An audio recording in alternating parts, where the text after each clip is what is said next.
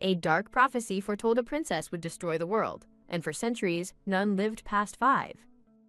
After years of disasters, the people began to believe the curse. The consensus was clear. The princess must die. Her parents rejected the decree, but a man warned them that keeping the princess alive would bring ruin. King Quellion of Astria furiously declared they would not kill their child, arguing that calamities are inevitable. A courtier countered, stating all past princesses had grown evil and it was absurd for this one to survive. King Quellion, beside his queen, vowed they would raise their daughter well despite the prophecy. Protected by her loving parents, the infant princess survived. But tragedy struck when a fiery carriage crash claimed the queen's life. At the funeral, a young, pink-haired girl stood with her father and brother before her mother's coffin.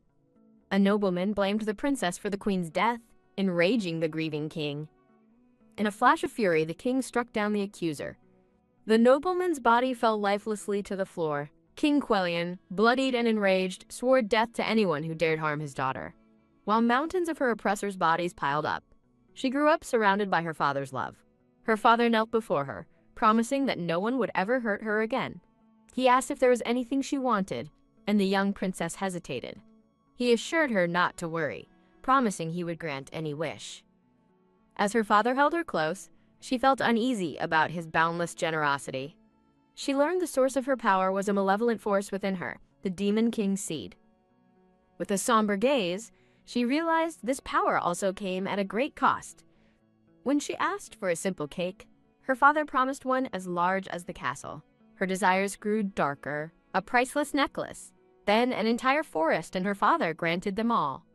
Ensnared by thorny roses, a now corrupted Seraphina smiled with malevolent glee. She stood alone amidst a hall of corpses, her evil deeds strengthening the Demon King's seed. The seed finally bloomed, transforming her into a winged demon before horrified onlookers.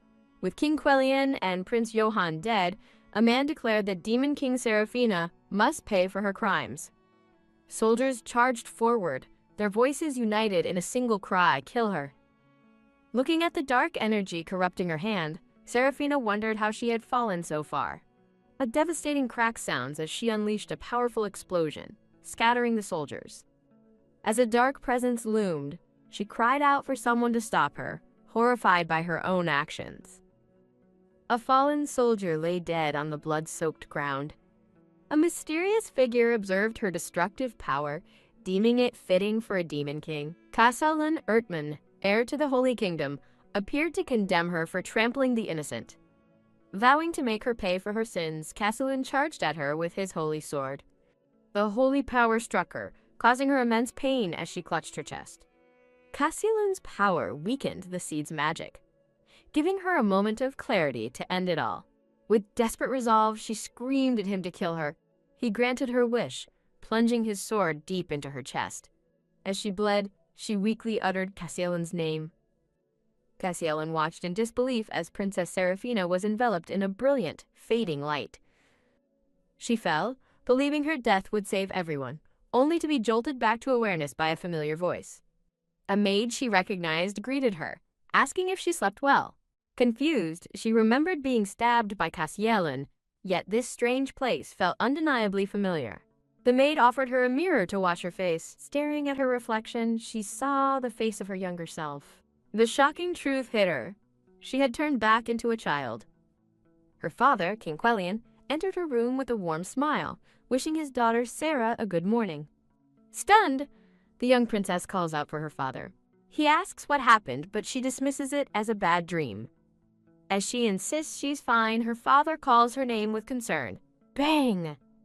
She stands frozen with a gasp, staring at the door. She realizes with dread that the Demon King's seed remains within her. As red energy swirls around her, she stares at her young reflection. The seed is small now, but she knows it will bloom again. Clenching her dress, she recognizes this as a second chance. A hopeful smile spreads across her face as she realizes her death can prevent the future tragedy. She reasons that her death can stop her father from becoming a tyrant. A determined look crosses her face as the dark energy surrounds her. She remembers her family's love, grateful for the chance to protect them. A man who looks like her father smirks, asking if she's awake. In disbelief, she questions if it's really her father. The terrifying thought hits her. Did she reincarnate again? She sits up in bed, looking around with wide, uncertain eyes. Her father looks at her with concern, asking if she feels sick. She quickly waves her hands, insisting that she's fine. Gazing into the mirror, her expression hardens with resolve. She wonders if she regresses every time she dies and decides she must test it. Her eyes widen in shock. Waking in her bed again, she realizes it has happened once more. The glowing gem on her bow pulses with faint power. She stands over the wash basin, hand to her chest in distress. A dark thought surfaces. It's the seed's obsession. Blood splatters across her vision as she remembers her past. Recalling the path of death she walked, she vows it will not happen again. Her face twists with rage and determination. Her expression suddenly shifts to one of wide-eyed surprise. She bursts out of her room in a hurry. A blonde-haired maid greets her with a gentle smile. Serafina rushes forward, hugging the surprised maid. Tears stream down her face as she clings to the maid. She remembers killing this very person in her past life. Overwhelmed by grief and guilt, she continues to sob. The maid stands still as the small princess hugs her tightly. The maid gently chides her for staying up late, and she quietly agrees. Standing in a grand hall, the maid asks if she ate her vegetables. Wiping away a tear, Serafina forces a smile and says yes. King Quellion appears before them with a stern expression. He angrily asks Madame Grey why Sarah was crying, threatening her. Serafina runs to shield the maid, yelling at her papa not to be mean to Mom. The king is taken aback by her words. Serafina looks up at him with tears in her eyes. Flustered, the king reassures her that it was all a misunderstanding. With newfound resolve, she decides to stop her father's tyranny and her own transformation. Serafina sits at the head of a long dining table, attended by maids. A blonde-haired boy and another maid watch from the side. A servant places a dish on the table. The blonde boy grimaces with a nervous sweat. Serafina finishes her meal quietly, shocking the staff as she declares dessert is canceled. Madame Grey questions the change, and Serafina promises to be good from now on. A pleased Madame Grey asks about the day's schedule. The scene transitions to a grand view of the palace. From outside, voices gossip about the princess's sudden change. Inside a hallway, men discuss how even her instructor was moved to tears, wondering if she's grown up. Another man scoffs at the idea of her growing up. A smirking red-haired man believes the prophesied Demon King princess has simply realized her precarious position. Two men flinch as the man alludes to talk of her isolation. The red-haired man continues his condescending speech. Madame Grey arrives, confronting the men for bad-mouthing the princess. A man greets the stern-faced Madame Grey. He argues it's the truth, but she counters that Serafina's behavior is childish, not prophetic. Remembering a tantrum, Madame Grey explains that all children go through such phases. The red-haired man asks if she agrees with their plan, but she firmly refuses to imprison the princess, calling it abuse. The man scoffs, calling Madame Grey foolish. He questions her resolve, and she vows to sacrifice her own life to stop Serafina if the prophecy comes true. With a bow, Madame Grey takes her leave. The man watches her go, thinking it's a shame. A dark-haired man on a throne thinks it was easier to manipulate people when the princess acted out, then asks his brother if he agrees. Madame Grey reports to the man on the throne that the princess no longer throws tantrums. She stands before him, her expression unreadable. The man on the throne considers her words thoughtfully. He observes that Madame Grey doesn't seem pleased by the news. She worries about the prophecy as she recalls the people's hatred for Serafina. Madame Grey believes the princess's good behavior could change the court's opinion. The man on the throne dismisses the prophecy as nonsense. Looking at a family portrait, he recalls how he and Lucia hoped Serafina's goodness would win people over. He remembers a fiery scene of destruction, admitting he once hated himself enough to want to kill her. Back in her room, Serafina lies thoughtfully on her bed. Her eyes flash open with determination. She sees this as a chance to learn about the Demon King while the seed whispers to her. A shadowy figure caresses her, representing the seed's influence on her possessions. She sits up with a jolt. Two nearby maids watch her, looking confused. Serafina has an epiphany. The scene shifts to the exterior of a stately building. Serafina walks purposefully down a library aisle. She scans the tall bookshelves, searching. Her maids are touched and surprised that the princess wants to visit the library. Serafina gives a polite, almost shy bow. Her expression suddenly changes to one of surprise. Her eyes land on a book titled Behind the History. She hopes the book contains information about the Demon King. As she reaches for the book, a figure looms behind her. Her expression hardens as she senses someone's presence. She recognizes the red-haired twins who tormented her in her past life. A blood-splattered book reminds her that sibling rivalries are common throughout history. The dark-haired man from the throne appears behind one of the twins. She grimly recalls being seen as a political threat. One of the red-haired twins approaches, asking if she came for a book. She answers firmly that she wants to read. He taunts her about ripping books apart, but she calmly repeats her intention to read. In a painful memory, the twin frames her for tearing a book, feigning surprise as she's blamed. She remembers the crushing loneliness of being blamed for things she didn't do. Others whisper that she's a liar, destined to become the Demon King. Stealing her expression, she remembers hearing those words all the time. She points to a book high on the shelf which the twin notes is out of her reach. He looks utterly baffled by her calm demeanor. His panic grows as he wonders why she's being so quiet. Losing his composure, he grabs her arm and demands to know who she thinks she is. He sneers that no one will believe her, no matter what she says. She glares back at him, coolly contemplating her next move. A dark impulse whispers for her to simply kill him. The thought shifts to breaking his wrist as her demonic power surfaces. The twins stare back, their faces a mixture of shock and fear. Enraged, the twin raises his hand to strike her. Her demonic eye flashes with contained power. Suddenly, a hand grabs the twin's wrist, stopping the blow as he cries out in pain. Serafina looks up in utter surprise. Her dark-haired brother stands over them with an icy expression. She recognizes him as her brother, Johann Delrod Astria. The twins' denial is cut short by a swift, unseen blow. Johann kicks the red-haired bully to the ground. The two terrified twins cower on the floor before him. With a cold glare, Johann orders them to step back. The fallen twin looks up from the floor, trembling with fear. Johann stands protectively in front of Serafina, who now holds her chosen book. She quietly realizes what she almost did before he arrived. Tightly clenching her fist, she suppresses her dangerous impulse. Johann glances back at her, his expression unreadable. She looks up at her stoic older brother, a silent question in her eyes. The two siblings stand opposite each other in the vast, quiet library. Breaking the silence, she gives him a brilliant, hopeful smile. Johann's cold expression remains completely unchanged. He turns away, telling her to go about her business. His blunt dismissal leaves her shocked and crestfallen. He leaves her standing alone in the long library aisle. The scene shifts to a mansion on a dark and rainy night. Inside, Johann lies sleeping in a simple bed. A thought reveals he is away from home, with 3 days left to reach the palace. A formal introduction names him Johann Delrod Astria, prince and heir to the throne.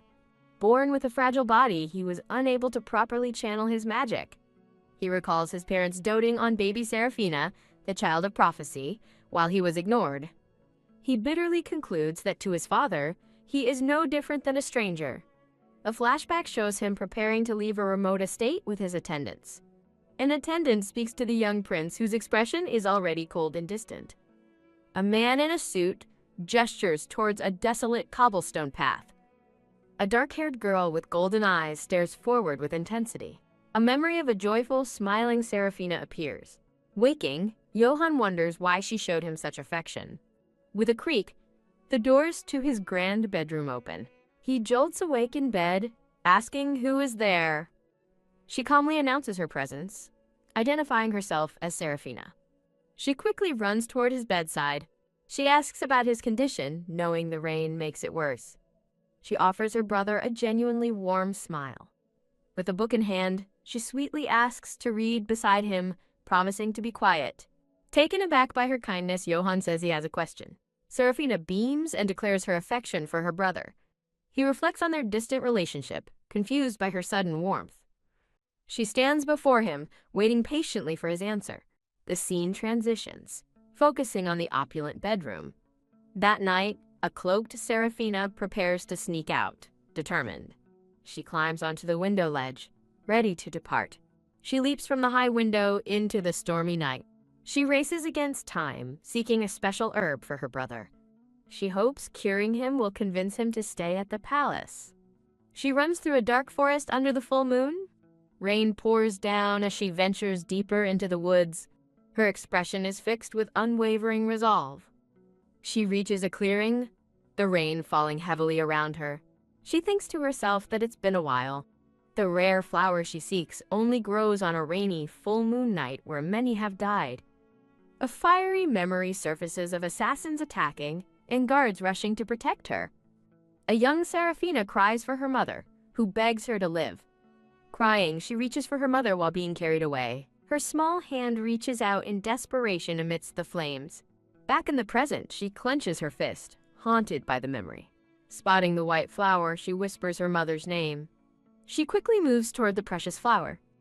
Glowing moths flicker in the dark forest before her. She laments that since her mother's death, the forest has become home to strange creatures. A glowing, fairy-like creature lets out a sinister giggle. She recognizes them as deadly night butterflies whose powder is extremely potent. Dismissing them as magical beasts, she unleashes a wave of power. The fairy-like creatures look on in shock. Her eyes glow as she grabs one, calling them useless. With dark power, she effortlessly destroys them, annoyed by the delay. As shadowy vines grasp at her feet, she worries about returning unnoticed. Monstrous tentacles rise behind her as she frets about the palace's reaction.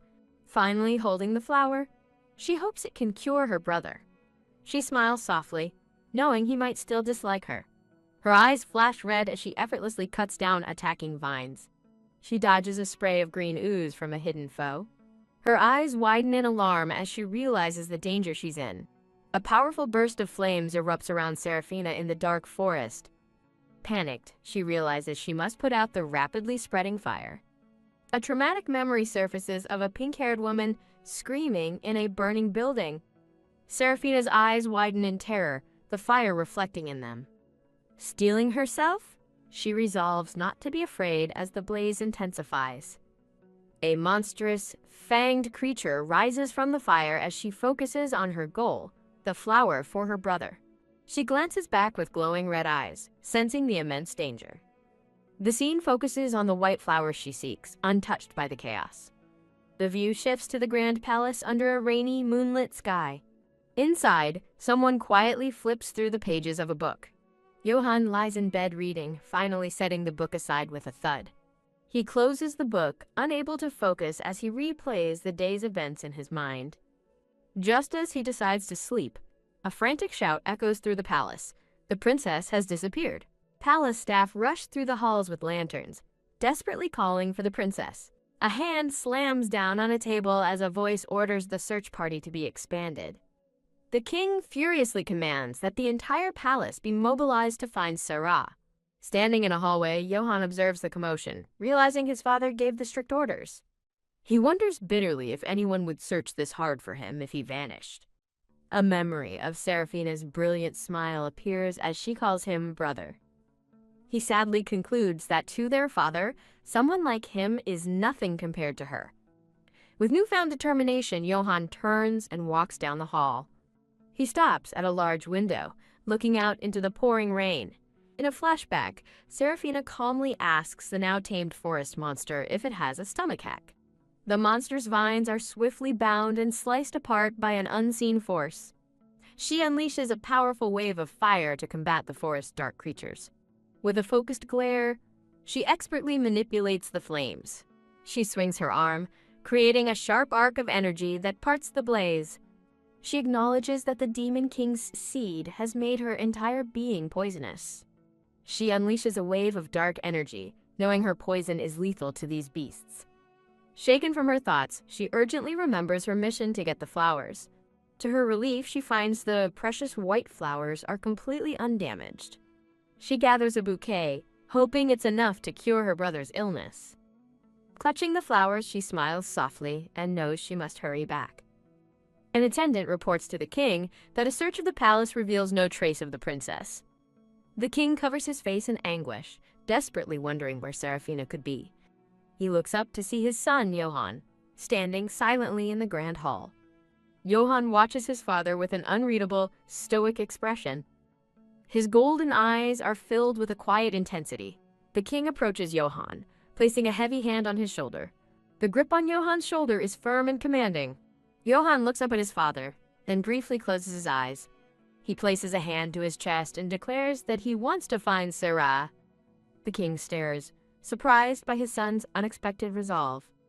Johann stands firm, his gaze unwavering and serious. The two stand opposite each other, a moment of understanding passing between them. The king's expression softens into a faint, approving smile. He grasps Johann's hand, entrusting the search to him and calling him, "My son." Johann accepts the responsibility with a solemn nod. As the king walks away, Johann is left to begin his search. The king glances back, his expression a mixture of worry and newfound hope. Rushing through the pouring rain, Johann frantically searches the garden. His face is twisted in a grimace of fear and determination. He recalls that his little sister grew up under constant threat of assassination. He desperately fears she's been kidnapped or attacked. He pushes himself to run faster through the storm. He laments that he was only just starting to get to know her. He finally stops, breathless, in a clearing. He spots a cloaked figure in the distance and shouts Seraphina's name, and she turns in shock, recognizing her brother. He rushes to her side, grabbing her shoulders and demanding to know where she's been, but she can only stammer. She thinks that she can't lie as his hand tightens on her cloak. She worries she's only made things worse when she just wanted to be a good girl. Johann looks down, noticing she's clutching something. He sees that she is holding a bouquet of white flowers. With her head down, she quietly apologizes to her brother. She explains the flowers from the garden might help his illness, leaving Johann stunned. He demands to know how on earth she could have known that. Flustered, Seraphina struggles to find an answer. She silently curses, closing her eyes in frustration. She fibs that an angel told her in a dream, but Johann replies with a skeptical, "What?" The moon shines brightly over a dark forest. He thinks, seeing through her flimsy excuse. Seraphina looks up at him, her expression tense. Johann looks down, his harsh expression softening slightly. She tearfully explains she just doesn't want him to be sick. She wants him to live a long and healthy life, and his eyes widen at her words. She cries that she doesn't want him to die, as a vision of her powerful, horned form appears. Johann is left speechless by her emotional plea. Just as he starts to speak, an urgent voice calls out both of their names. They both turn in surprise toward the sound. A man in a white uniform rushes toward them, flanked by attendants calling for the prince and princess. The man sweeps them both into a relieved hug. Johann is startled by the sudden, tight embrace. The man apologizes for leaving them, blaming their father, and says he's just glad they're safe. He tells a stunned Johann they can talk later and leads them both back to the palace. Inside the magnificent estate, gossip begins to spread. A maid cheerfully reports that Prince Johann's condition has visibly improved. Other maids agree, noting he seems peaceful and crediting the flower the princess brought him. One of the maids wonders aloud if the princess received a prophecy. Another maid replies with certainty that, of course, she did. The scene focuses on the princess's simple, elegant dress. A maid muses how someone like her could ever become the Demon King as Seraphina stands in a grand hall. On a bright sunny day, a healthy Johann reads peacefully on a balcony. Seraphina runs into the room, excitedly calling for her brother. Johann looks at her with a gentle, warm smile. He happily tells her the medicine from her dream flower worked wonders on his mana sickness. Overjoyed, Seraphina says she heard they started researching the flower. Johann smiles and playfully raises a finger. He reveals they couldn't find the flower, so they're cultivating it with mana instead. She realizes with a happy blush that he named the flower after her without ever being told its name. Johann smiles and explains what she can ask for now. Seraphina's eyes sparkle with pure delight. A dark voice from her past promises her everything, urging her to just ask. She is left momentarily stunned and speechless by the memory. Serafina suddenly stands, startling a seated Johann. She bursts into a bright, joyous laugh. Johann watches her sudden outburst with a bewildered expression. He offers to walk her to the study room, and she eagerly thanks her brother.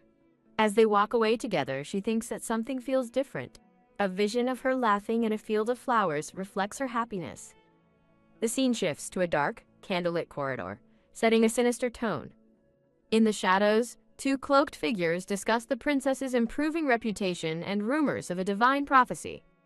A third figure dismisses the rumors, insisting the princess is the Demon King's seed and must be eliminated.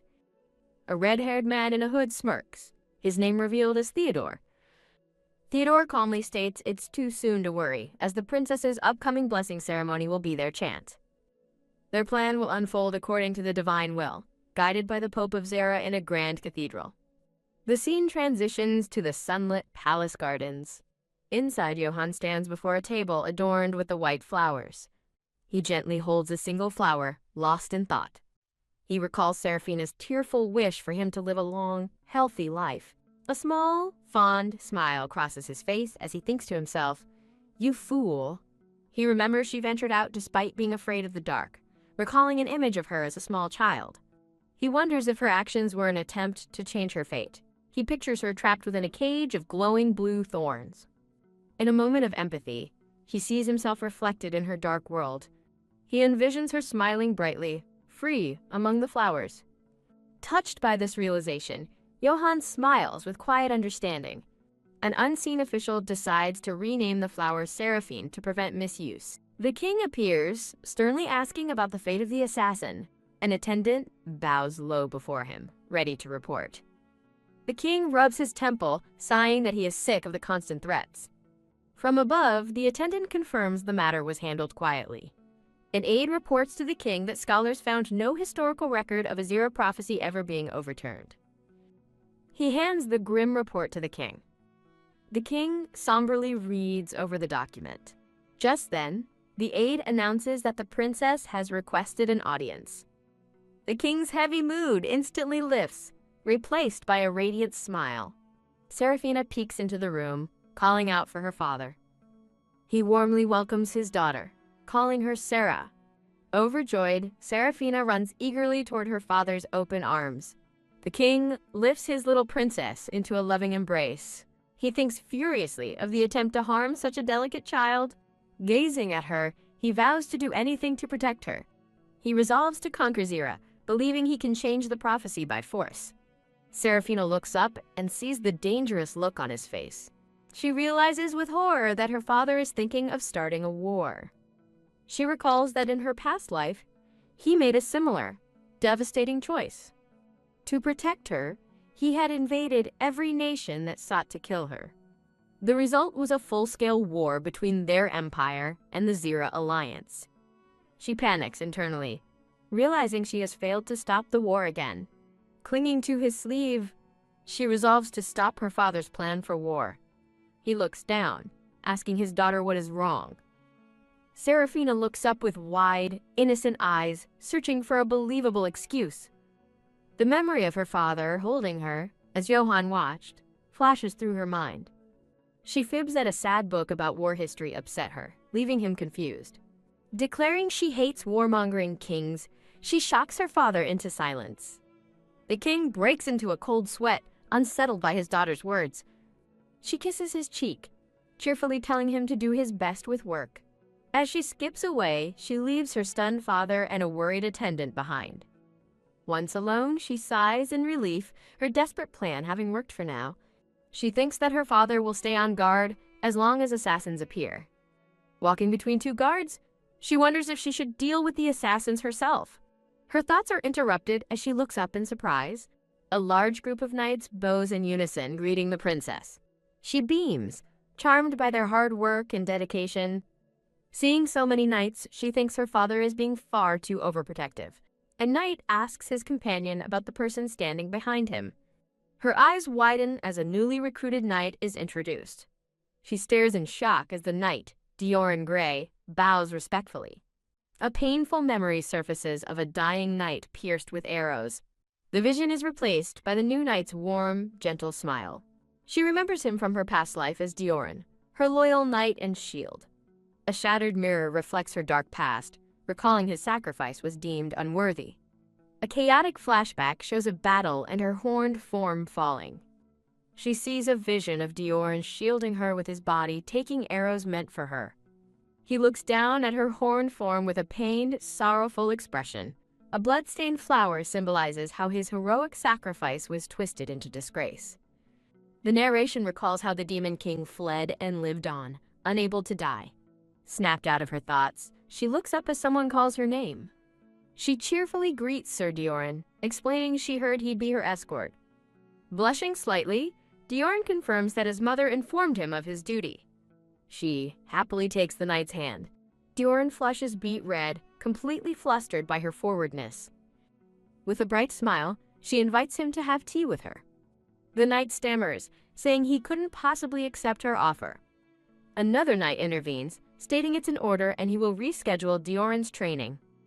Seraphina thanks the other knight and excitedly pulls a flustered Dioran away. The scene shifts to a grand, ornate palace staircase. At the bottom of the stairs, two red-haired servants look up apprehensively. The two servants exchange a nervous glance. A black-haired aide with stern yellow eyes addresses the prince off-screen. The aide smirks, noting that the prince's confinement has finally ended. The two red-haired servants look up in alarm. An unseen Johann coldly asks one of the servants which hand he used to strike Seraphina. Suddenly, the aide shoves one of the servants, sending him tumbling down the stairs.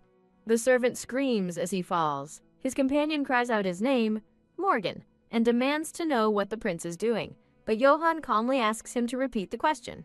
The aide coolly suggests calling for help, claiming Morgan simply tripped and fell. The remaining servant furiously accuses the prince of pushing his brother.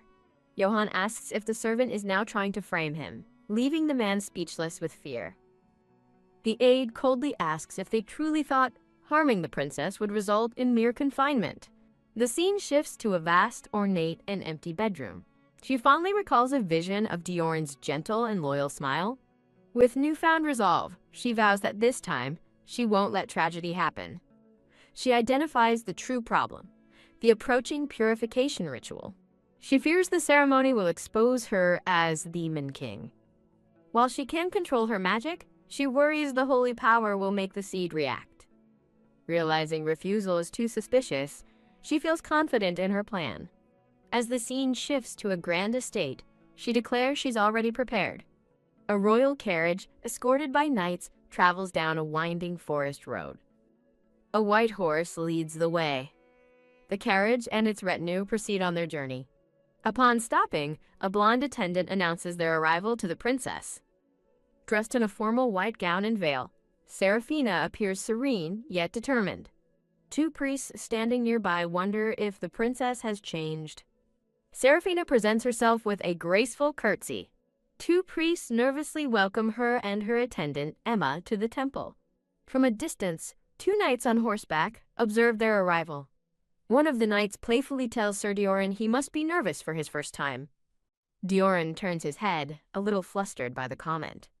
The other knight notes how different she is, remembering how she used to cry during the ritual.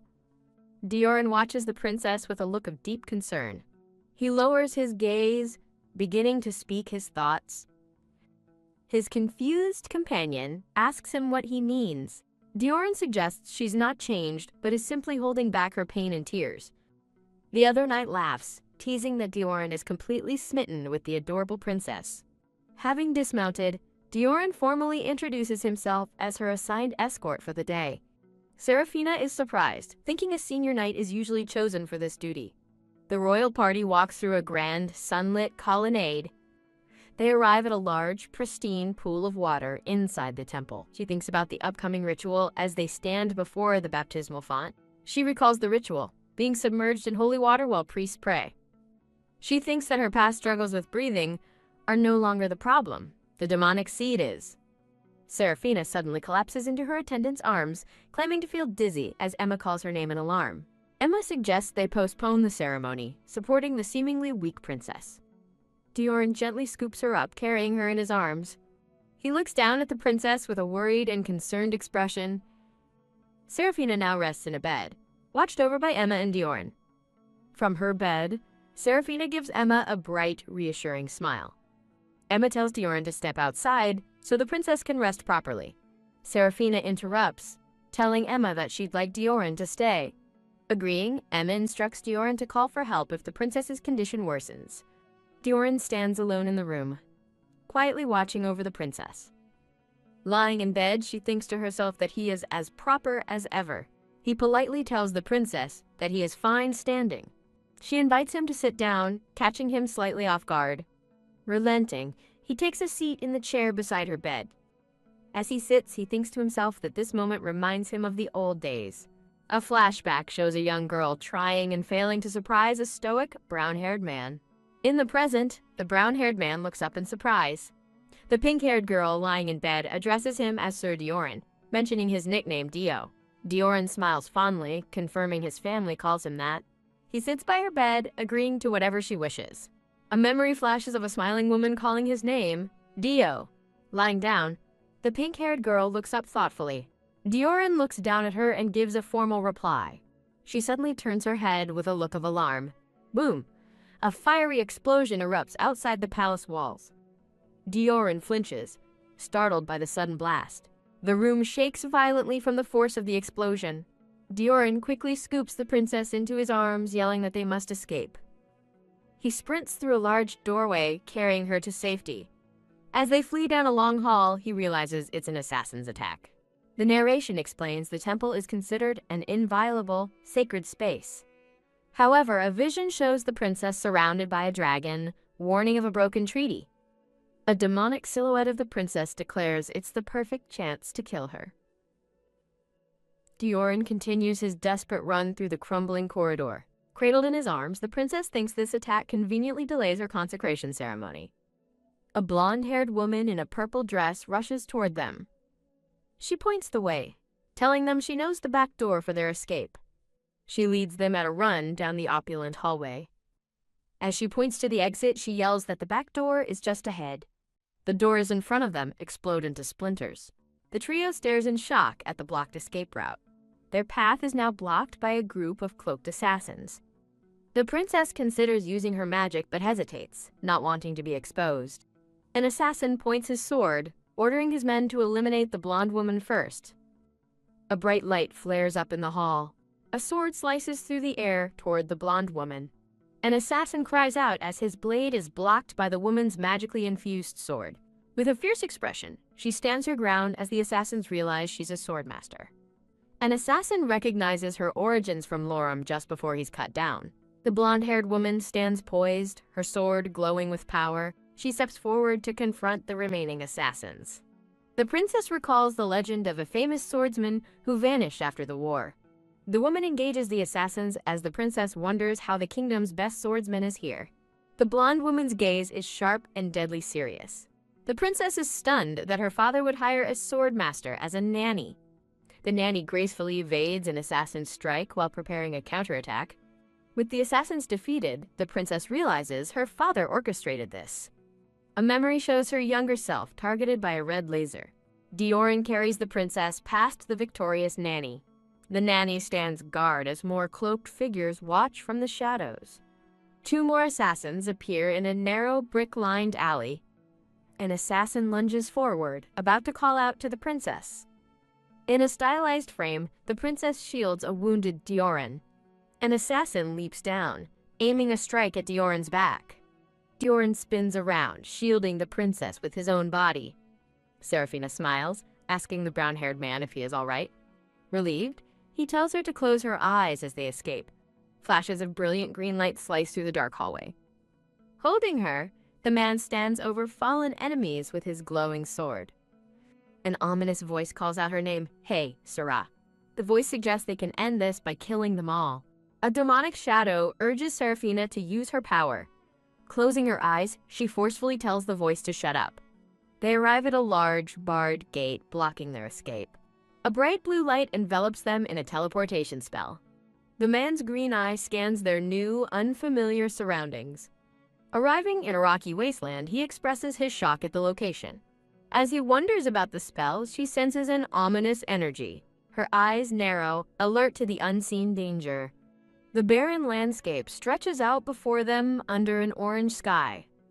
The brown-haired man voices his suspicion about the teleportation spell.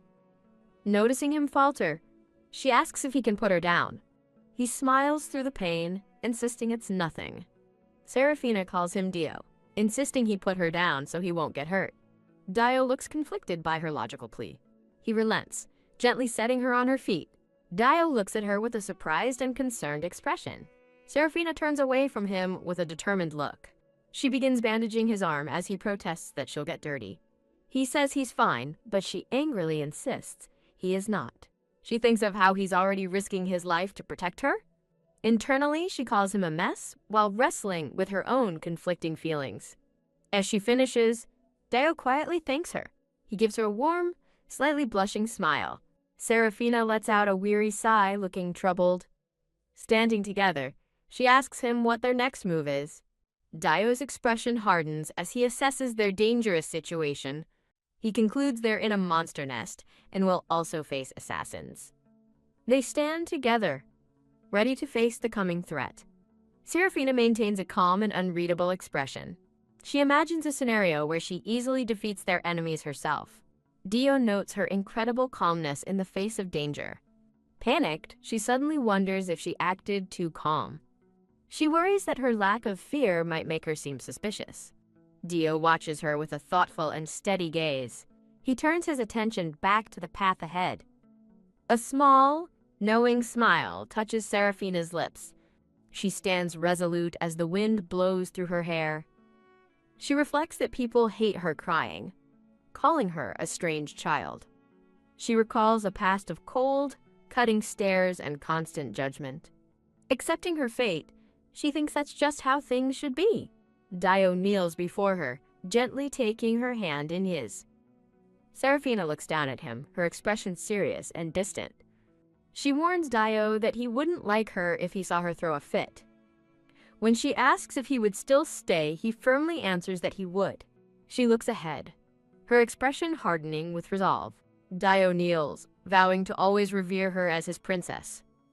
His words seem to leave her speechless, her face cast in shadow. In a brief flash of joy, she beams with a radiant smile. Thump! Dio's eyes widen in shock as he begins to collapse. As he lies unconscious, she decides she'll just pretend to pass out too. She steals her expression, agreeing to her own plan. Her resolve is set as visions show approaching assassins and dark magic. She collapses to the ground, feigning unconsciousness. With glowing red eyes, she commands unseen monsters to get lost, vaporizing them instantly. She stands confidently, surrounded by an ethereal aura of swords. The shadowy monsters are completely obliterated by her power. The dust settles, revealing the now empty, desolate landscape. She lies still on the ground, resuming her act. Hooded assassins gather around her, with one suggesting they kill her to simplify their mission. An assassin draws a glowing red sword, ready to strike. He swings the blade down toward her neck. Clang! He's violently thrown back by an invisible force, shocking his comrades. The remaining assassins curse, realizing she has a magic tool. The thrown assassin looks up in stunned disbelief. A mysterious voice taunts the assassins for falling for the trick. Serafina stands calmly on the back of the fallen assassin. Staring in terror, he wonders what kind of magic she's using. She coolly considers what to do with them, pondering the nature of evil and killing. Believing her magic has limits, the assassins charge forward to restrain her. A blinding light erupts from her, stopping them in their tracks. She remembers her past life, never discovering who sent these assassins. With grim determination, she vows that this time, she'll find out. An assassin spots her bracelet, shouting that it's the magic tool and must be destroyed. She breaks into a wide, sinister grin. This is fun, she thinks, her reflection a demonic shadow with glowing red eyes. As their screams echo, she decides a simple death is too boring and will play longer.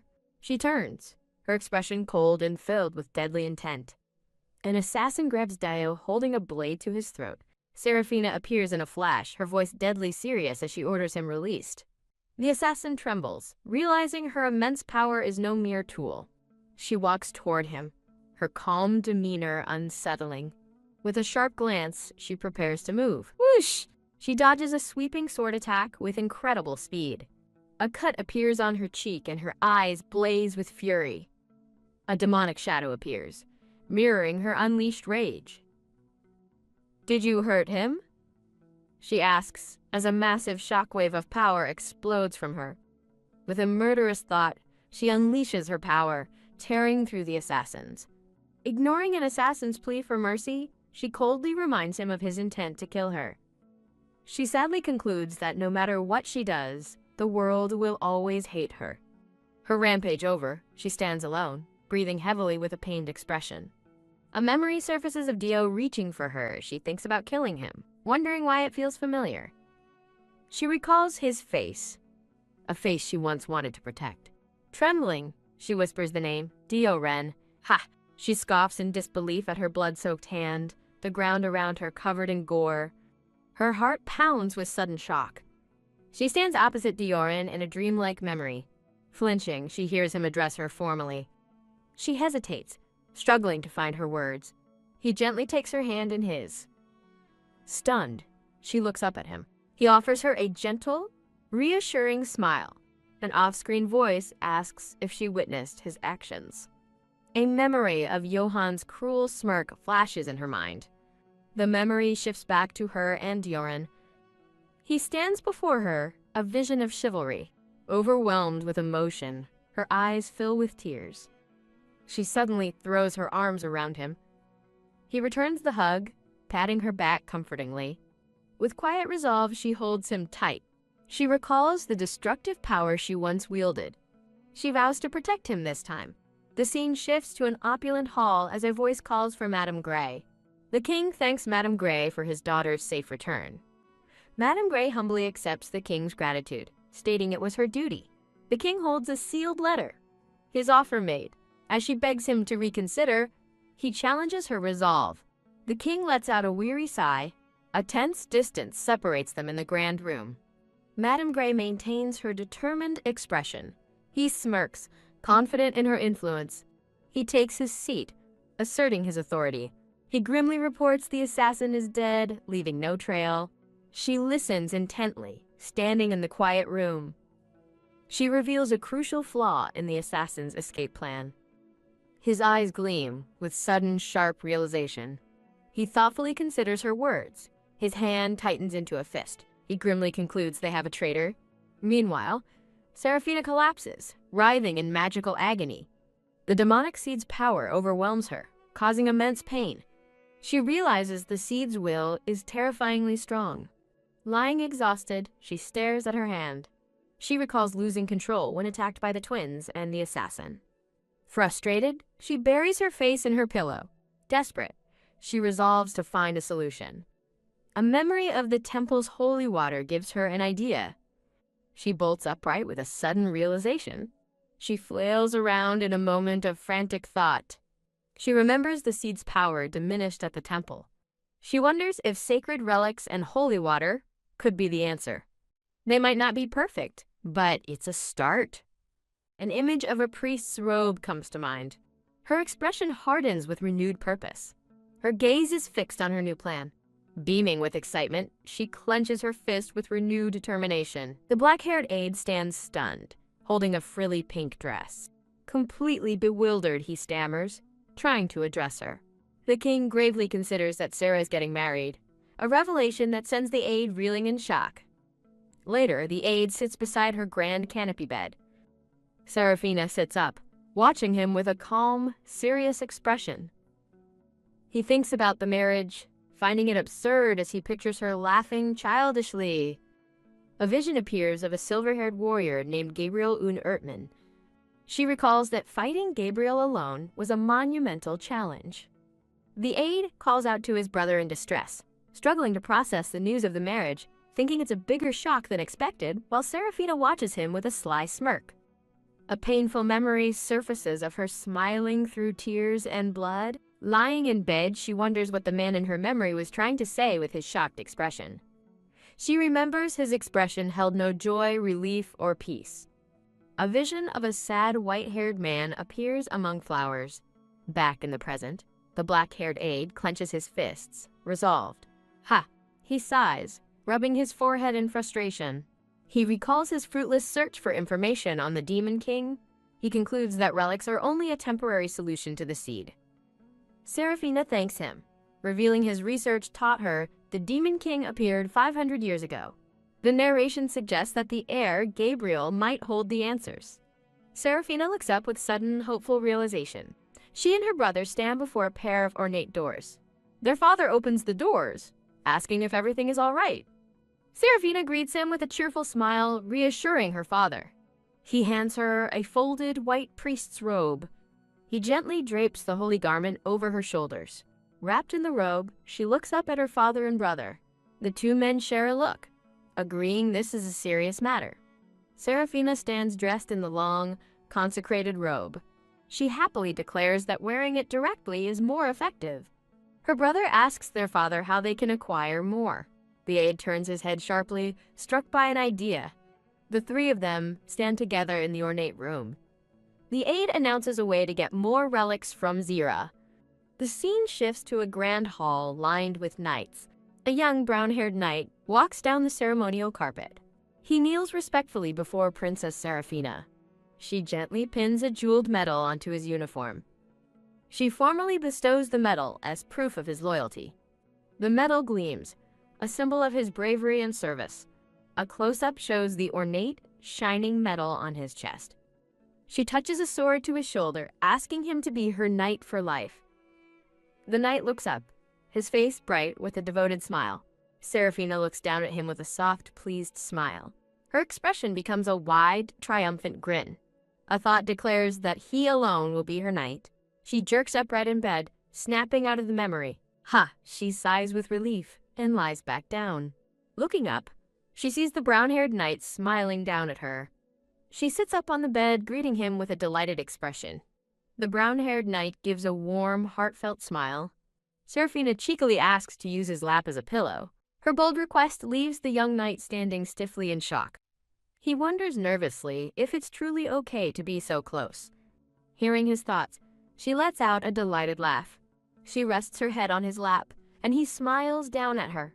Looking up from his lap, she beams with pure happiness. He feels incredibly honored, questioning if he deserves this, as she declares he's her only knight. Her words bring a soft, pleased blush to his face. His gentle reaction seems to surprise her. The two share a quiet moment on the couch. She reaches a hand toward him, her expression softening. Her hand is poised gently in the air. Elsewhere, Serafina, her brother, and her father stand together. The aide suggests they host a marriage competition, predicting Zira will send a holy relic as a gift. The king weighs the risks, deciding the demonic seed is a greater threat than potential assassins. He worries that revealing her powers would bring her nothing but more torment from the world. The aide thinks grimly of the death threats she already faces. Trembling with conviction, the aide vows she will never allow the princess to marry. Back on the couch, Serafina looks up, suddenly alert. The knight stands over her, his expression serious. He looks down with a pained and worried gaze. In a flash of memory, she giggles playfully in his lap. She smiles, but inwardly knows the truth. She must hide her magic and show no weakness. Her hands clench the fabric of her dress. Her gaze hardens as she thinks, I don't believe in this affection. A young, white-haired boy in formal robes walks through a sunlit hall. The white-haired boy appears sad and lonely amidst a frame of flowers. Knock, knock. He raises his hand to a grand door. The door opens, and he gestures for two older figures to enter. An elderly priest smiles warmly, thinking how much the boy has grown. The boy bows his head respectfully before the elder. A silver-haired man welcomes him, stating he's just in time for the engagement ceremony. The boy looks up, his eyes wide with surprise. The silver-haired man closes his eyes, thinking he might be pushing the boy too hard. Invitations are sent out from the Grand Palace. The silver-haired man looks on with a troubled expression. He looks down at the boy, who appears withdrawn and unhappy. A mysterious hooded figure insists that the greater good must come first. The silver-haired man reacts with stunned disbelief. He firmly denies being engaged or having feelings for anyone. His face flushes as he looks completely flustered by the topic. The young boy looks up, seemingly concerned by the man's strong reaction. The scene shifts to a grand ball, with nobles gathered below a balcony. Guests in elegant attire mingle and converse in the hall. A close-up reveals a man wearing a distinctive spider brooch. A young man, introduced as Prince Benjamin, notes the tense atmosphere. He recalls dark rumors about Astria's Demon King, a child of violent and cruel nature, as an image shows a fallen soldier. The rumors continue. A torture chamber for the princess, who some call a half-beast monster. Prince Benjamin thoughtfully considers the troubling stories he has heard. A dark-haired boy declares his displeasure with the arranged marriage. The scene introduces a smug, blonde-haired boy, Romeo, Prince of Tanracola. Next, a stern, white-haired boy is introduced, Kian, Prince of Ezhar. An announcer heralds the arrival of King Quellion and Princess Seraphina, surprising the three princes. The sound of steady footsteps echoes through the grand hall. A handsome man with dark hair enters, carrying a small, pink-haired girl. The girl, Seraphina, offers a sweet, slightly blushing smile. The onlooking crowd is immediately captivated by her charming appearance. The dark-haired prince looks up at her, blushing in stunned silence.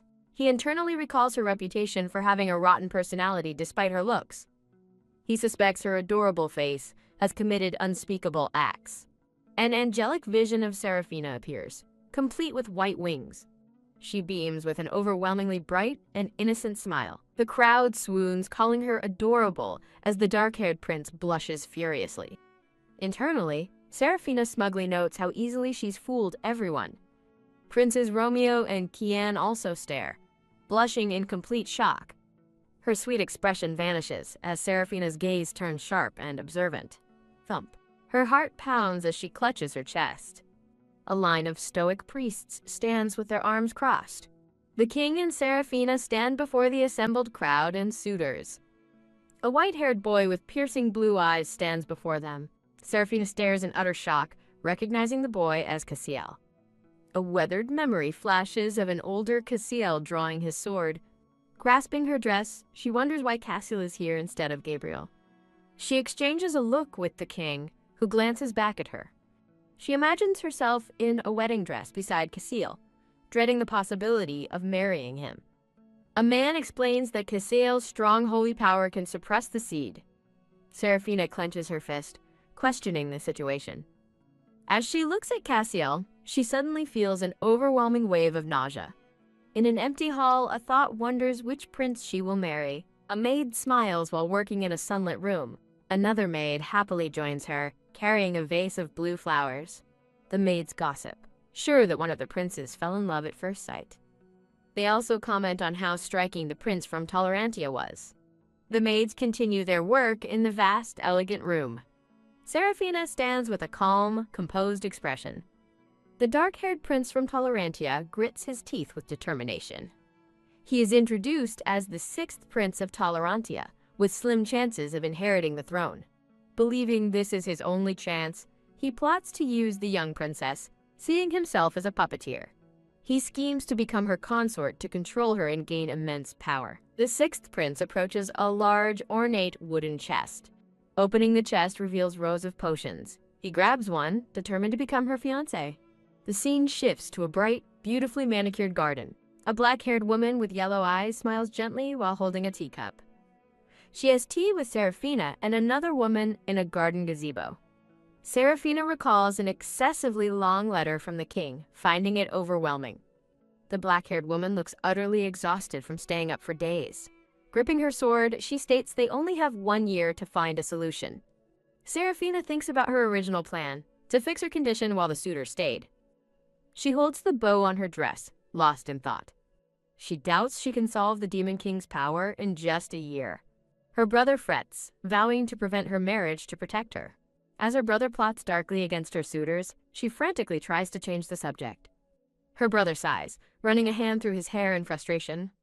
She looks at him with a knowing smile, asking if he understands. Her brother admits he wants to imprison all her suitors. a thought that startles him. He sadly expresses his pain at seeing her forced into a loveless marriage.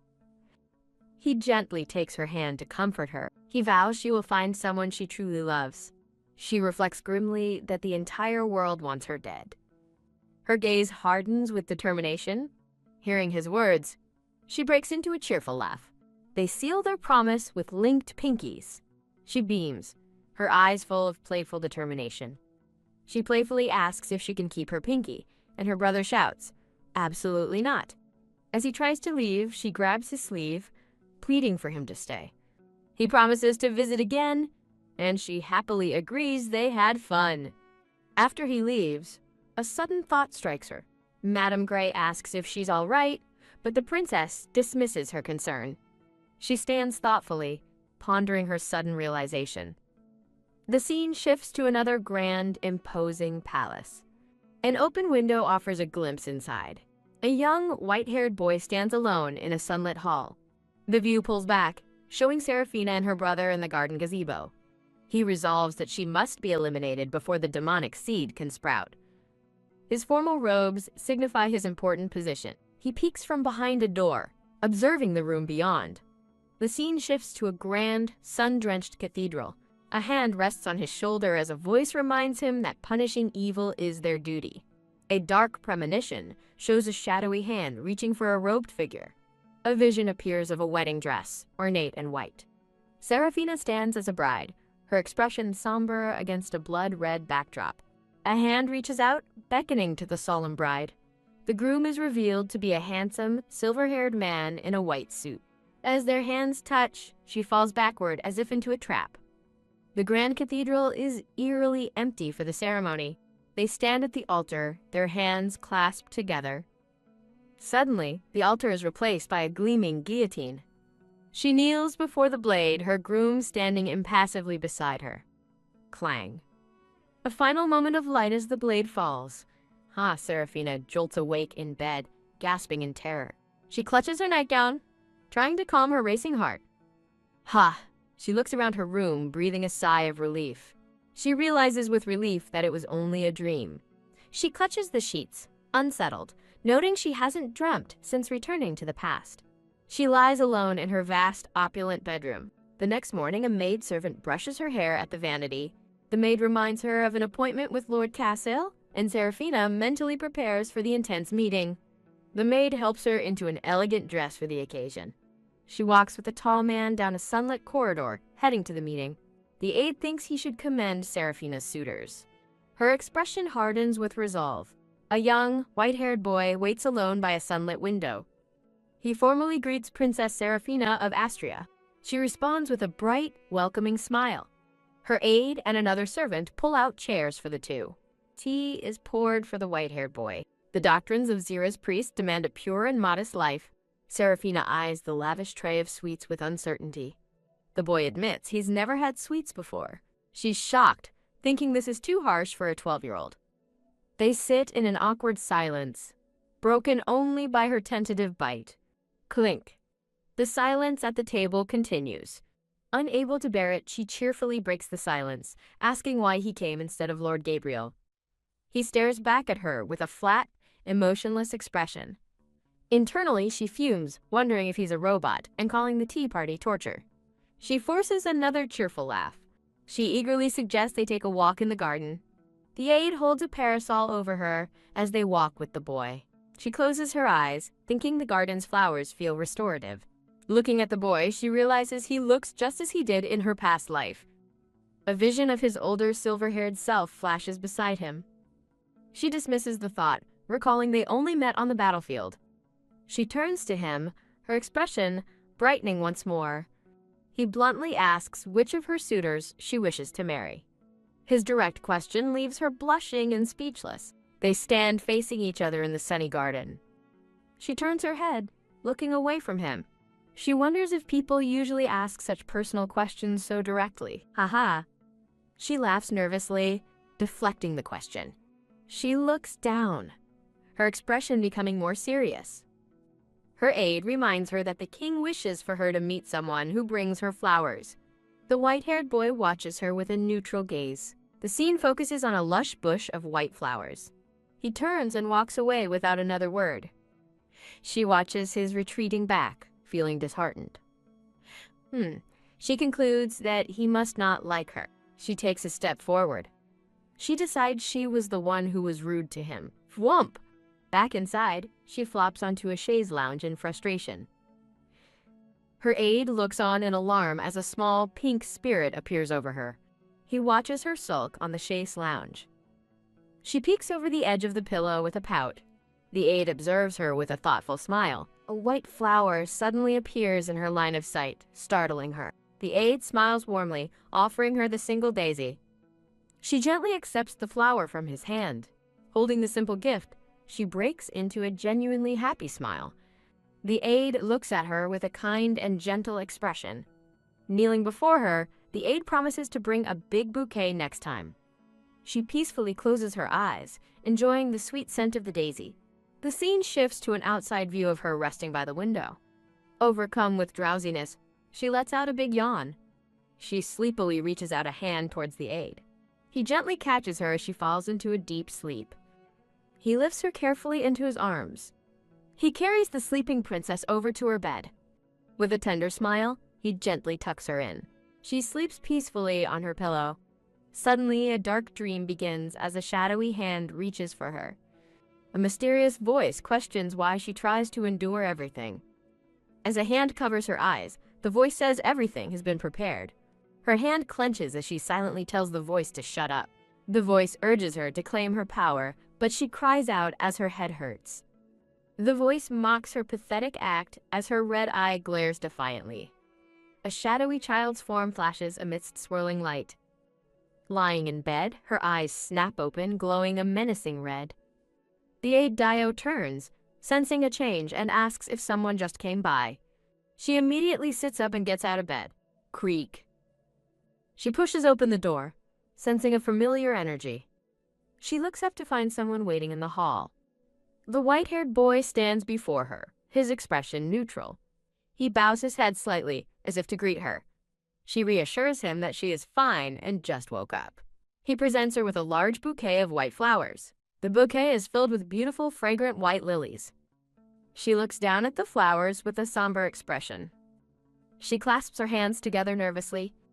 Putting on a bright smile, she asks what the flowers are for. The white-haired boy looks down, hesitating to answer. Her expression sobers as she gazes intently. What? Her eyes widen with a sudden, shocking realization. She connects the flowers to a startling new thought. The boy continues to hold out the lilies, awaiting her response. The scene transitions to a room filled with vases of beautiful flowers. She looks on with a hard, determined glare.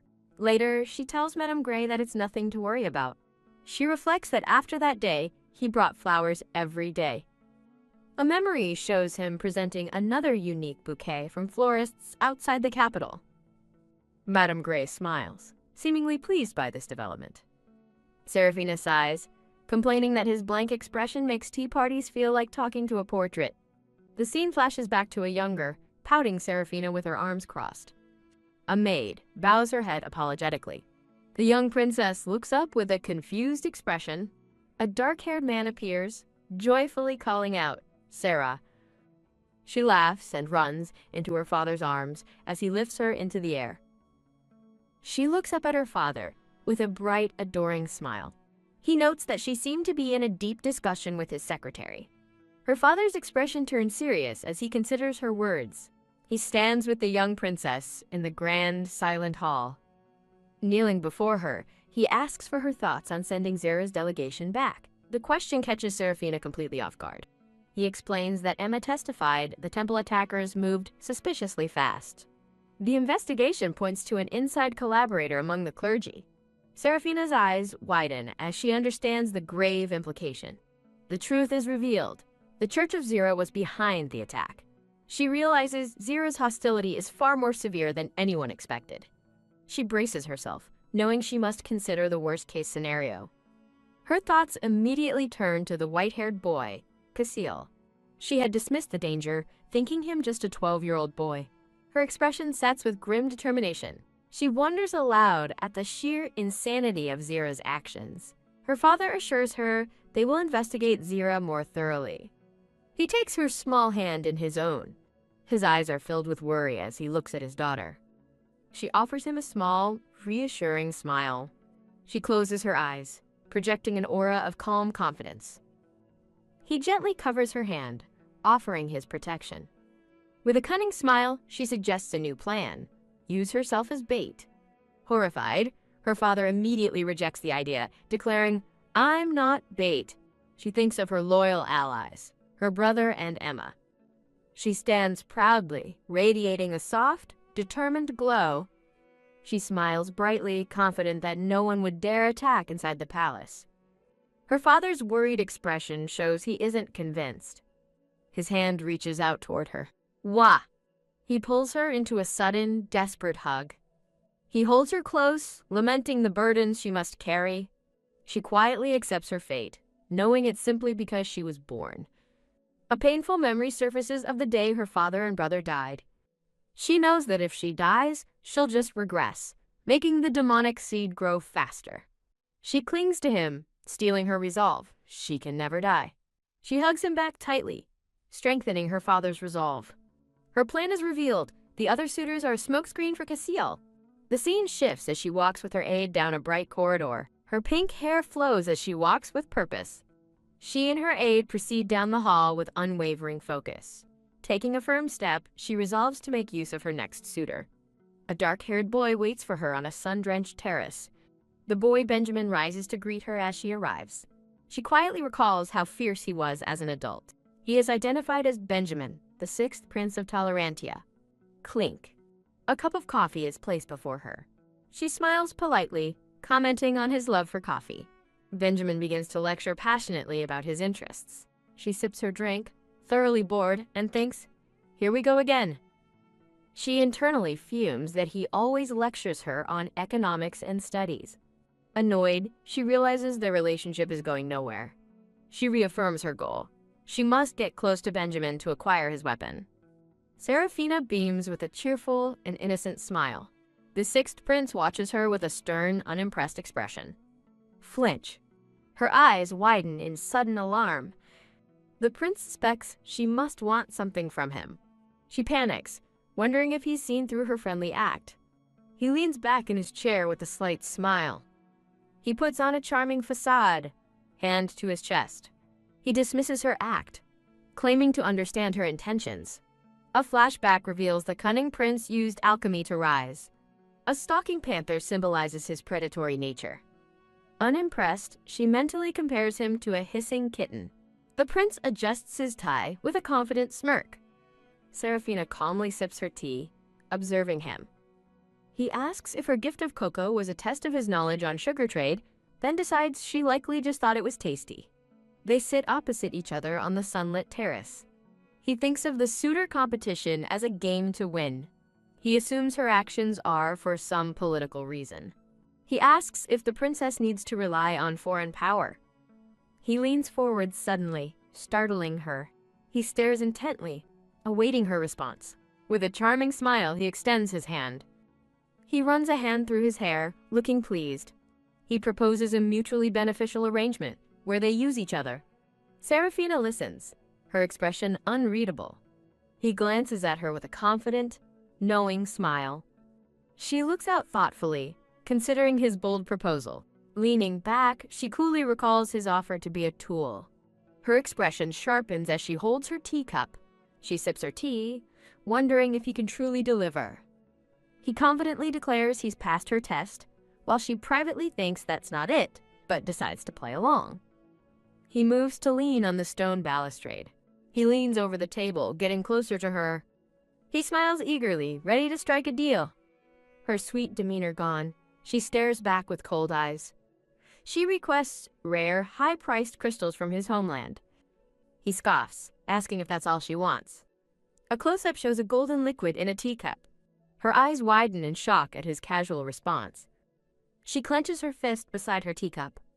The prince looks taken aback by her reaction. He insists he knows the crystal's value very well. Changing the subject, she calmly eats a madeleine.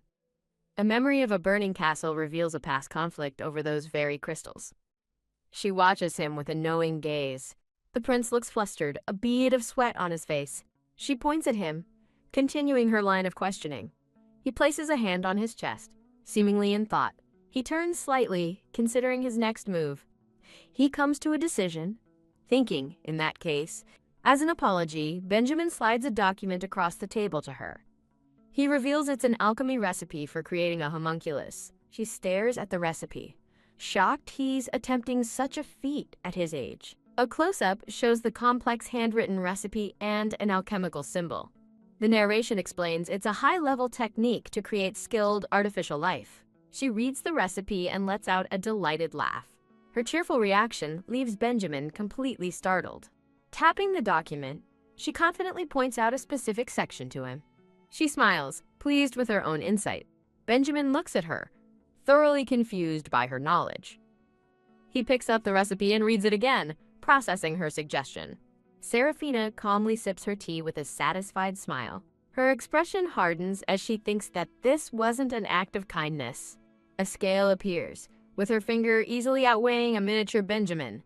Holding him in her palm, she mentally declares her superiority and demands all his secrets. Humbled, Benjamin admits her suggestion of using a pearl is far better.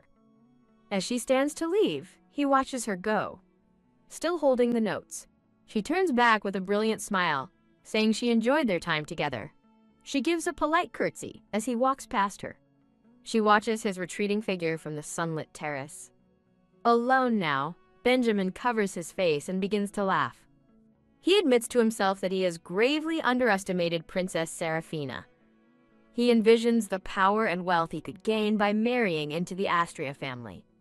He considers the prospect of having such an intelligent princess as his wife. Later, Seraphina walks with her aide, her expression serious and thoughtful.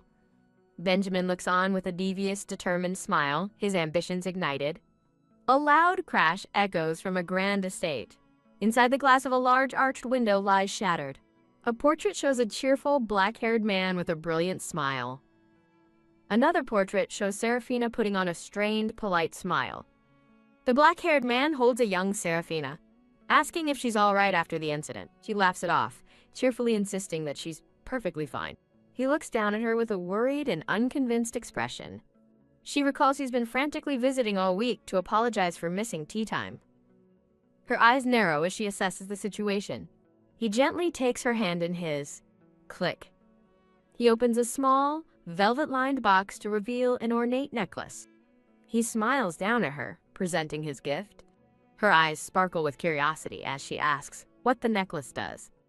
He cheerfully explains its instant death magic, which she finds far too extreme for self-defense. She recoils in fear, hiding behind her attendant and rejecting the scary gift. The man's smile falters, his expression turning to annoyance. Peeking out from behind her attendant, she looks truly frightened. Madame Grey watches with a knowing and subtle smile. Addressing him as Your Majesty, Madame Grey agrees the tool is too risky. Kneeling, he argues that such a powerful defense is necessary. Madame Grey's expression remains stern and disapproving. Seraphina clenches her small fist tightly at her side. The king glares, and Madame Grey asks what's wrong with killing an enemy. Madame Grey looks on with a solemn expression. The young princess looks up, her eyes wide with shock. Madame Grey's profile is etched with quiet resolve. Seraphina's gaze hardens, with newfound determination.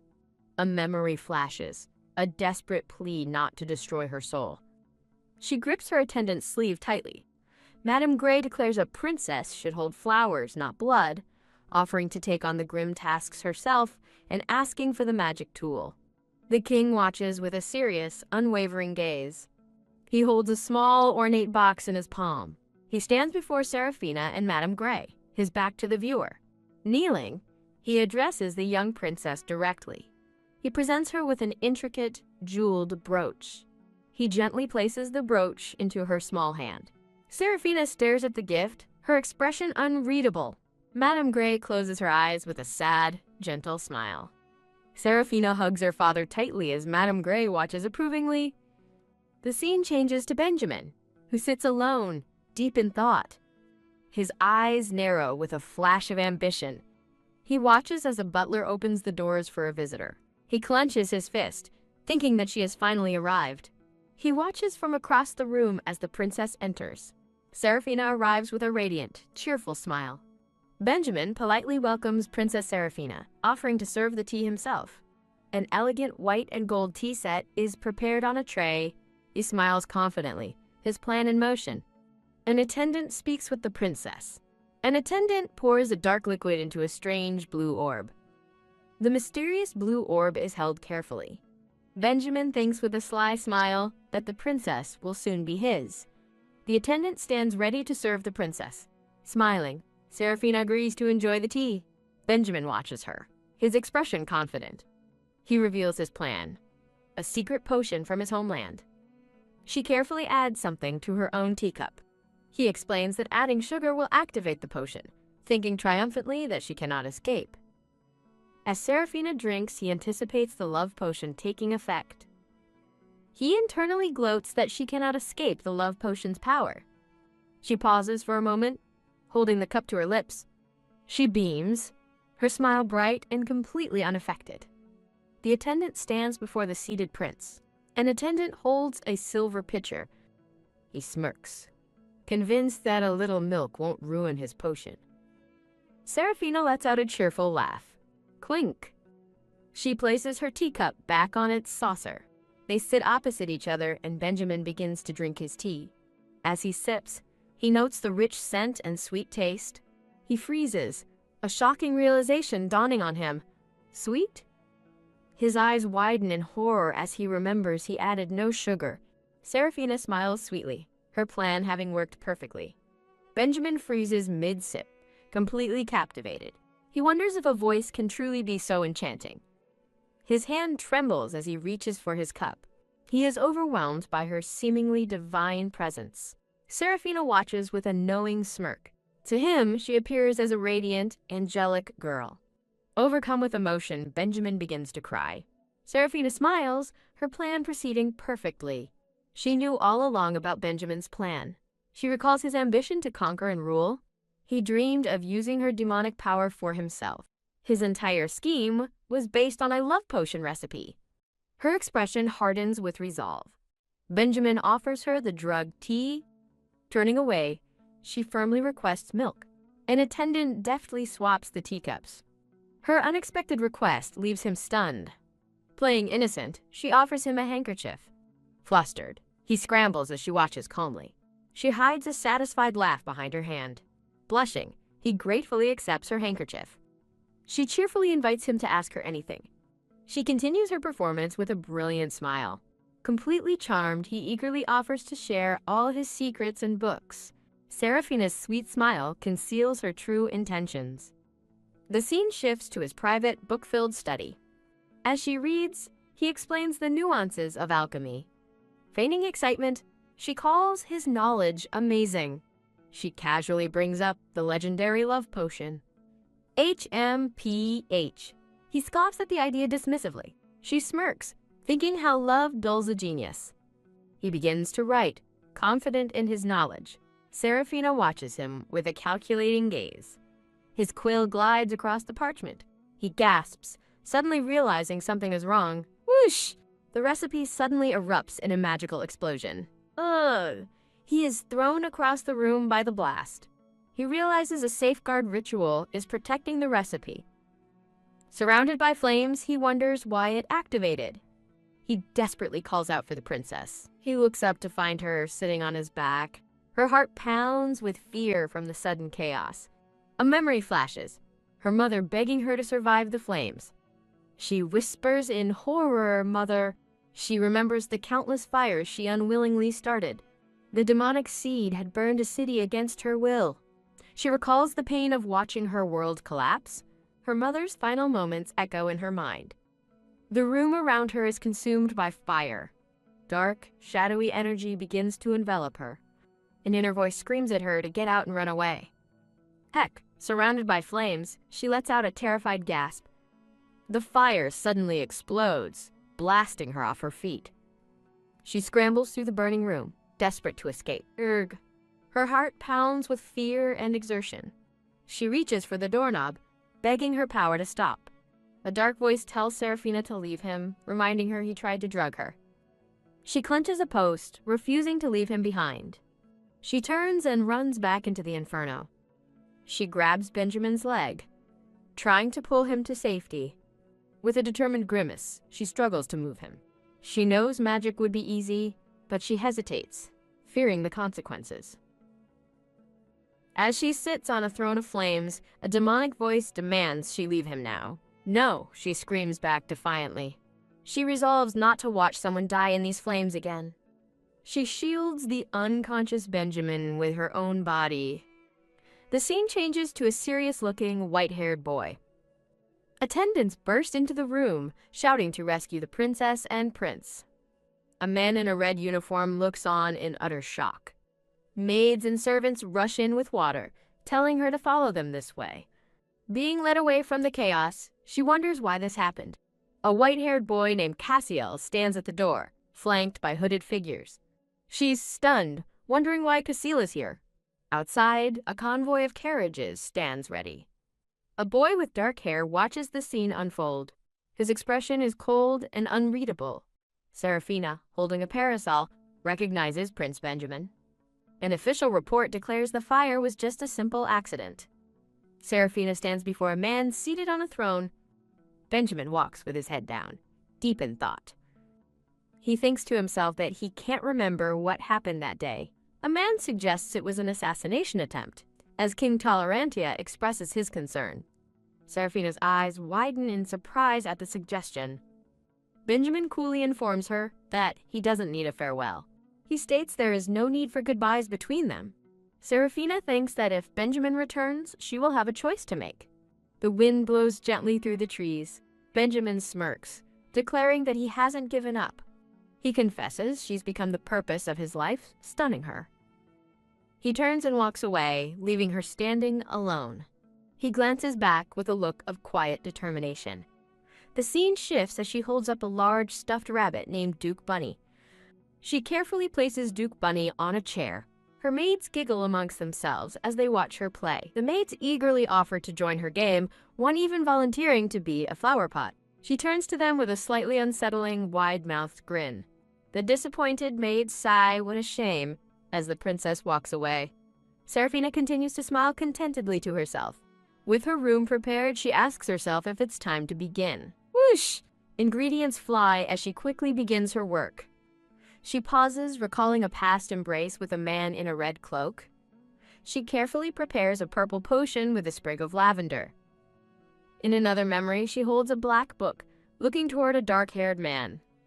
While pouring a purple liquid, she wonders what Cassiel and Jera are up to. Poof! Holding a small green vial, she finishes her creation with a flash of pink light. She sits at her tea table, thinking she's mixed in her own mana. Her head whips around as she hears a sound at the door. A brown-haired attendant reaches for the doorknob. She suddenly remembers with a panicked look. It's time for tea with Cassiel! Thump.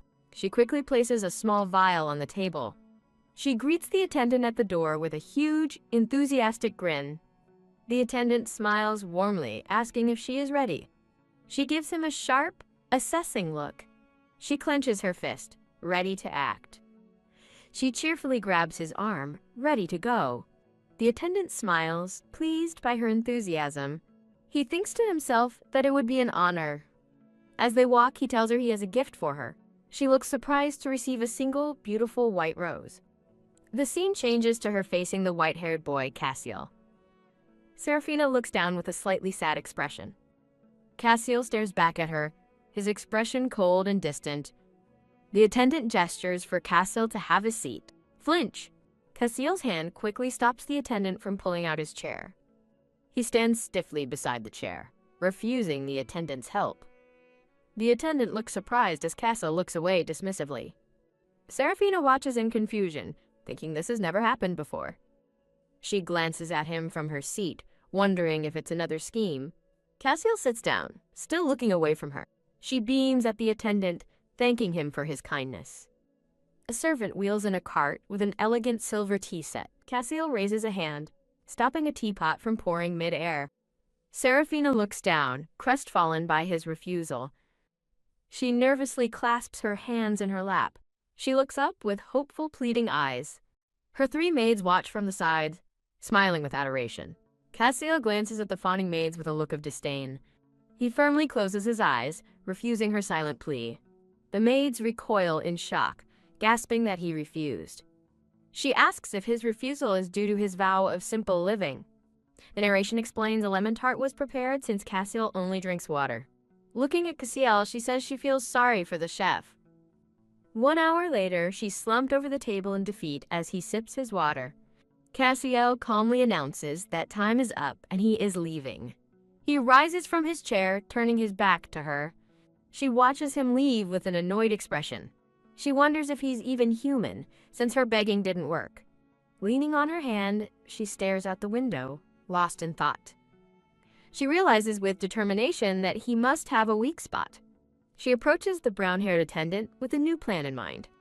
The scene flashes back to a younger, cheerful Serafina at a tea table. Her mission takes her to the bustling royal kitchen. Tap, a chef rhythmically chops vegetables on a cutting board. A smiling chef formally welcomes the princess to the kitchen.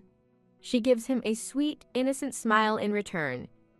She and her attendant stand before the chef, ready to make her request. The chef thinks to himself how kind the once-feared princess has become. Looking at an array of fine cuisine, she asks what Lord Cassiel eats.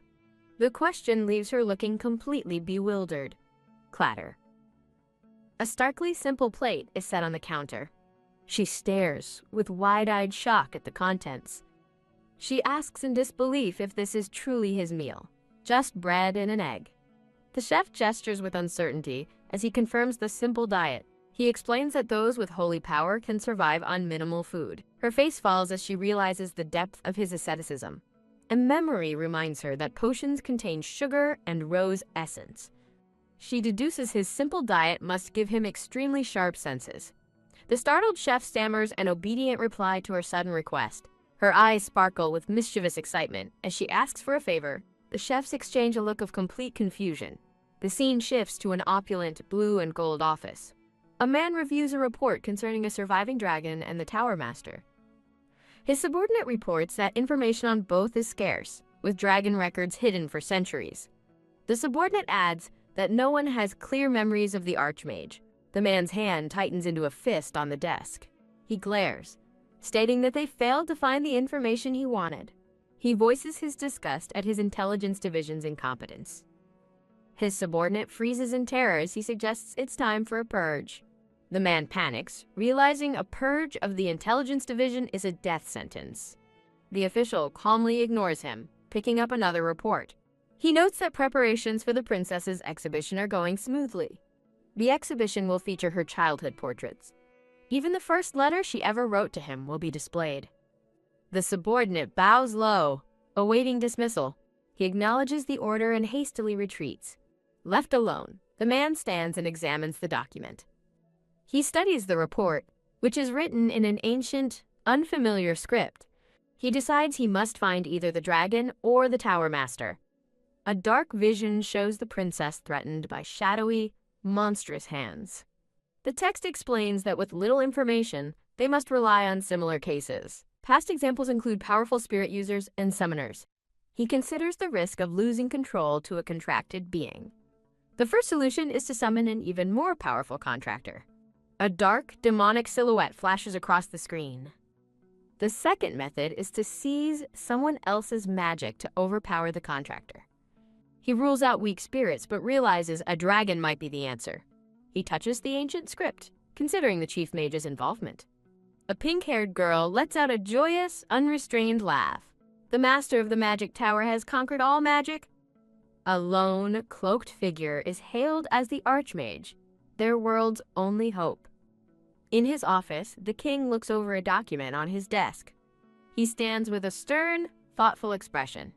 His gaze falls upon a framed photograph of a smiling young Serafina. He asks in surprise if the princess is in the kitchen. A maid confirms this, standing before him in a grand corridor. The scene pans over the vast, opulent palace hall. The king stands in a new room, overhearing instructions to dissolve flour. He enters the kitchen to find his daughter standing on a stool amidst the staff. Beaming with happiness, Serafina whisks a bowl of batter. The king watches her, his expression one of utter shock. She turns and greets him with an adorable, wide-eyed smile. He remains frozen, speechless at the sight. Enraged, he wonders why no one reported that Serafina was cooking for the very first time. He furiously orders artists, composers, and scribes to be summoned immediately to capture the moment. Serafina happily offers him a fresh strawberry. He takes the fruit, still looking completely captivated. She playfully taps him on the nose with her finger. Still holding his hand, she smiles brightly up at him. He smiles back, his expression soft and full of affection. They stand together in the kitchen, a quiet moment between them. Serafina bursts into a fit of gleeful laughter. The king's warm smile twists into a look of cold fury. He internally seethes, questioning why his daughter is baking a cake when their important, holy-powered guest should be the one doing it. She explains she wanted to give her first creation to him, her father. With a shy smile, she admits she was practicing. Softening, he asks if she made something he could try. She excitedly points toward her finished creation. A plate is presented, holding a charred, pixelated lump. She proudly presents the disastrous-looking treat to her father. Without a moment's hesitation, he lifts the plate and eats the entire thing. Crunch! Serafina stares in wide-eyed horror. The kitchen staff reel back in shock, crying out for His Majesty. The king beams with a radiant, blissful smile. He looks utterly delighted, as if it were the most delicious thing he'd ever eaten. Flustered, Serafina tells the concerned staff to hurry and attend to him. The scene shows an assortment of beautifully made cookies on a table. Later, as a blonde-haired woman brushes her hair, Serafina pouts that she still wanted to bake a cake. She rests her head tiredly in the woman's lap. The woman looks down at her with a gentle, loving smile. She carefully adjusts one of Serafina's hair buns. Serafina gets up, complaining that the sheer number of cookies is excessive. She happily presents the many bags of cookies she prepared. The blonde-haired woman watches her with a serious, observant gaze. Serafina offers a bag of her cookies to the woman. The woman accepts the small, ribbon-tied gift. Serafina's eyes widen in surprise at what the woman says next. Holding the gift, the blonde-haired woman smiles and asks her to bake again any time. A blonde woman in a green dress comforts the pink-haired girl. Serafina's eyes widen in sudden, complete shock. In a rush of emotion, she hugs the woman tightly. She closes her eyes, smiling as she thinks about how warm the hug is. The scene transitions to a vast, empty, and elegant hall. Serafina stands alone, a look of grim determination on her face. She holds a small, beautifully wrapped pouch of cookies. She thinks he won't be able to reject cookies she baked herself, declaring, "It's on, Cassiel." Click. A servant opens a grand, gilded door for her. She enters the room with a confident, slightly mischievous smile. Inside, the white-haired boy, Cassiel, stands waiting by a window. She cheerfully presents her gift to him. With a bright smile, she asks if he may open it.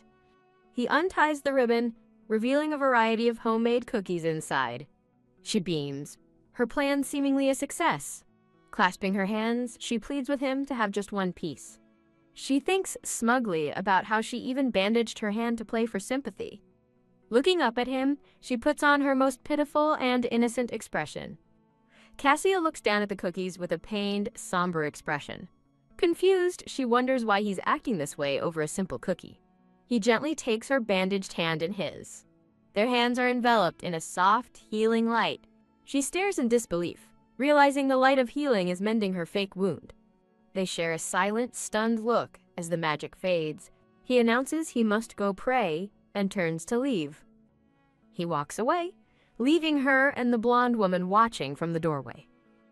Serafina glares after him, her plan completely foiled. Cassiel closes his eyes, a faint blush dusting his cheeks. In a flashback, a maid voices her surprise that Lord Cassiel refused the sweets. Serafina excitedly asks a maid if she thinks Cassiel will like the cookies she made. A heavy sigh fills the air. The memory reveals a massive bowl overflowing with practice cookies.